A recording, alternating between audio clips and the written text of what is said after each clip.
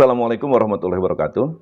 Para pembelajar yang budiman, cerdas, soleh, dan solihat, ada sebuah nasihat yang patut kita renungkan dari seorang tabi'in terbesar, Al-Hasan Basri.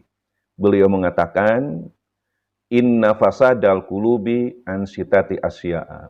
Sesungguhnya kerusakan hati itu disebabkan karena 6 hal. Awaluha yudnibuna biroja'i taubati. Yang pertama, mereka berbuat dosa dengan harapan bisa bertobat.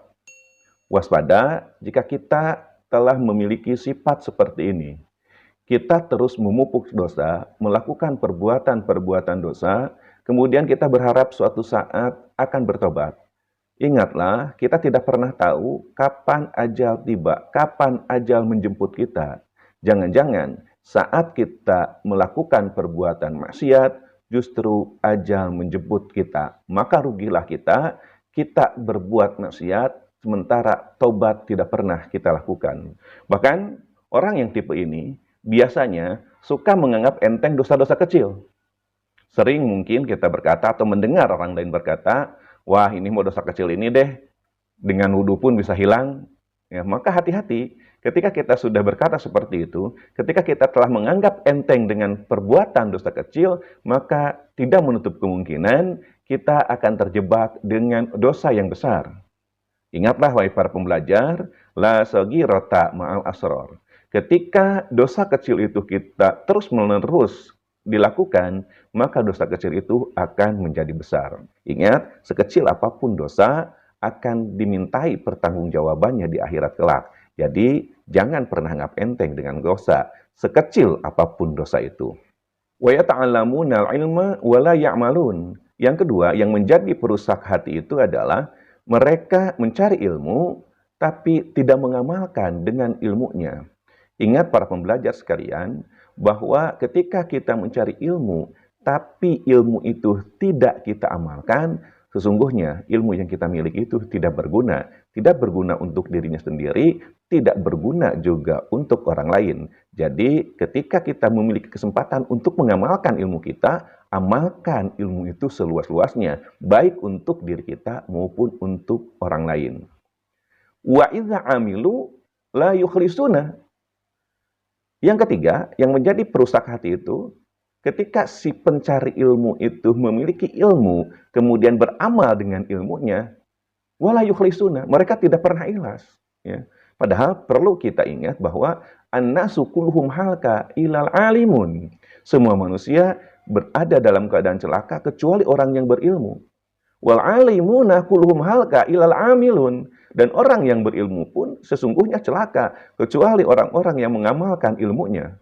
Wal amiluna kulluhum halka illal mukhlisun. Dan orang yang mengamalkan ilmu pun celaka kecuali orang-orang yang ikhlas. Berikutnya, wa ya'kuluna rizqallahi wa la yashkurun. Perusak hati yang keempat adalah mereka memakan rezeki dari Allah Subhanahu wa taala tetapi mereka tidak mensyukurinya. Sekecil apapun rezeki yang kita dapat dari Allah Subhanahu wa taala, syukurilah. Ya.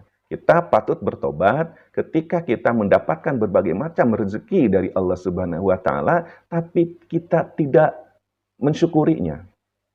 Mensyukuri rezeki yang diberikan oleh Allah Subhanahu wa taala, mensyukuri rezeki yang kita makan dari Allah Subhanahu wa taala adalah dengan cara mempergunakan rezeki itu sesuai dengan yang diridhoi oleh Allah Subhanahu wa taala. Kalau kita makan, makanlah dengan niat yang baik. Jangan sampai kita makan hanya untuk memenuhi kebutuhan lapar kita. Tapi dedikasikan bahwa makan yang kita lakukan agar kita kuat melakukan ibadah kepada Allah Subhanahu wa taala. Wa ma yardawna bi qismatillahi taala. Yang kelima, yang menjadi penyebab perusak hati itu adalah mereka tidak pernah ridho dengan apa yang diberikan oleh Allah Subhanahu wa taala. Setiap apa yang diberikan oleh Allah Subhanahu wa taala, besar ataupun kecil, selalu dikomentari. Ya, dengan komentar-komentar yang negatif, misalkan ketika Allah memberi satu kepada kita, ya Allah kenapa hanya satu? sesuatu yang Engkau berikan. Ya.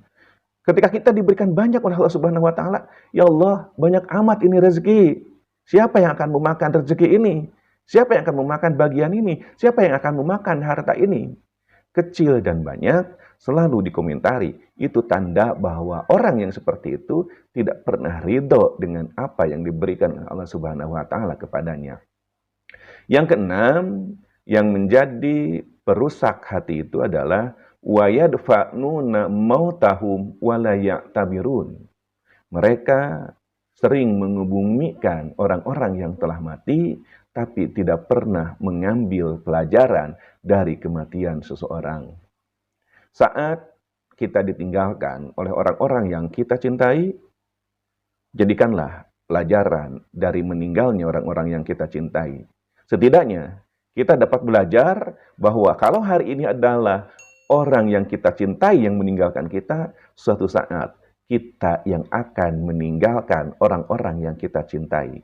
Sudah punya bekal apa ketika kita harus pergi meninggalkan orang-orang yang kita cintai menuju Allah Subhanahu wa taala? Apakah amal baik yang sudah kita siapkan atau justru amal keburukan yang kita siapkan? Kalau kita mempersiapkan amal kebaikan untuk akhirat kita, insya Allah surga akan menjadi tempat kembali kita. Tetapi sebaliknya, kalau keburukan-keburukan yang kita lakukan sebagai bekal untuk menuju akhirat kita, tidak menutup kemungkinan Allah akan menyediakan neraka untuk kita. Na'udzubillah, summa na'udzubillah min dzalik. Terima kasih, semoga ada manfaatnya. Assalamualaikum warahmatullahi wabarakatuh.